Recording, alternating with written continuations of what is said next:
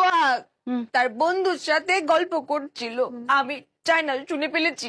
সে বলছিল আমার আগে সে 150টা মেয়েকে কেছে, তার দুঃখ সে আমাকে কেতে চায় কিন্তু কেতে পারছে না।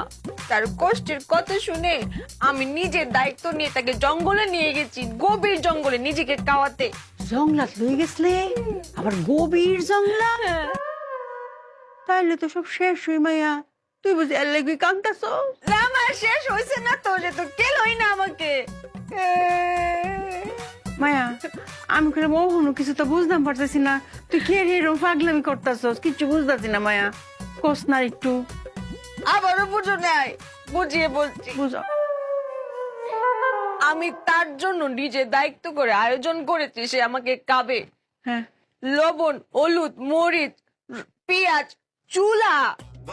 আমি তো জানি না মায়া তো সে জাল লবণ কেমন খায়। হ্যাঁ, তাকে আমি বলেছি দেখো তুমি তো কেমন জাল লবণ খাবে জানি না, তোমার জন্য আমি জাল লবণ, মরিচ, পেঁয়াজ সব এনেছি, তুমি মাকে মাকে আমাকে কে ফেলো। এখন তুমি কোথা থেকে শুরু করবে, হাত থেকে না পা থেকে, তোমার ইচ্ছা।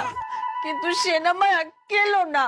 যাওয়ার সময় আমাকে কি বলে গেছে জানো মায়া? তুই একটা ব্যাককলের ব্যাককল। তখন আমার কি মনে হচ্ছে জানো মায়া? কেটা মনে হচ্ছে রে মায়া? নিজের গায়ে নিজে হলুদ মরিচ লাগিয়ে কেটে কেটে নিজেকে আমি কে ফেলি। মায়া রে, তুই যেটা না বুঝছস এই কথা দিয়ে আমি তোর সারা জীবন বুঝাইতাম চাইছি, কিন্তু হাজার আমি বুঝাইতাম চাই না।